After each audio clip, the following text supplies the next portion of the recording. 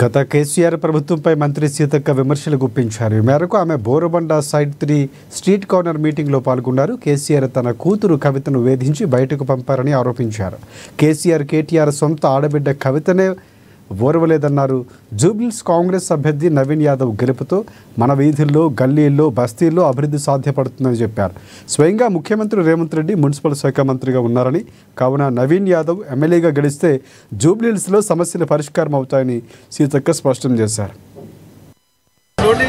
మరి క్యారెక్టర్ ను లేదా ఆయన మీద లేనిపోని అటువంటి అనేక రకాల తప్పుడు ఆరోపణలతో బీఆర్ఎస్ పార్టీ ఇతరుల పేర్ల మీద కూడా తప్పుడు ప్రింట్లు చేసి పంచడం నిస్సిగ్గు. మీకు నిజాయితీ ఏదైనా ఉంటే మీరు ఏం చేసిరో చెప్పుకొని ఓట్లు అడగండి. అంతేగాని నవీన్ యాదవ్ గారిని, వాళ్ళ కుటుంబాన్ని ఇవాళ తులనాడి లేదా తప్పుడు సోషల్ మీడియా ద్వారా తప్పుడు ప్రచారం చేసుకొని ఓట్లు వస్తాయంటే అది మీ భ్రమ. ఇప్పటికైనా మీరు నిజంగా బీఆర్ఎస్ పార్టీ ఒక నిజానికి పుట్టింది నిజమైన పార్టీ అయితే నిజాల మీద నిలబడి మాట్లాడండి. తప్పుడు ఆరోపణలు బంద్ చేయండి అని సందర్భంగా వాళ్ళను హెచ్చరిక చేస్తా ఉన్నాం. కేసీఆర్ గారు నిన్నేదో మాట్లాడినట్టుగా వచ్చింది.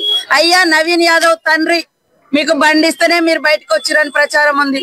మరి వాళ్ళ సాయంతో నువ్వు ఉద్యమ నేతగా బయటకు వచ్చినావు అనే అటువంటి వాస్తవాలు మా వాళ్ళు కూడా నీతోటి ఆ రోజు ఉన్నటువంటి టిఆర్ఎస్ లో పనిచేసినటువంటి మా అశోభక్క లాంటి వాళ్ళు చెప్తా ఉన్నారు.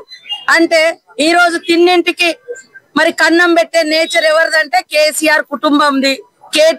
ఎన్ఆర్ఆర్పురం సైడ్ 3 ఇటు ప్రచారం చేయడం జరుగుతోంది. మరి వారం రోజులుగా సీతక్క గారు ఈ ప్రాంతంలో తిరుగుతూ ప్రజల సమస్యలు తెలుసుకుంటూ చేసినటువంటి అభివృద్ధి కార్యక్రమాల్ని ప్రజలకు గుర్తు చేస్తూ సంక్షేమ పథకాలు తీసుకున్నటువంటి అర్హులందరూ కూడా మాకు మద్దతు పలకడం చాలా సంతోషంగా ఫీల్ అవుతున్నాం.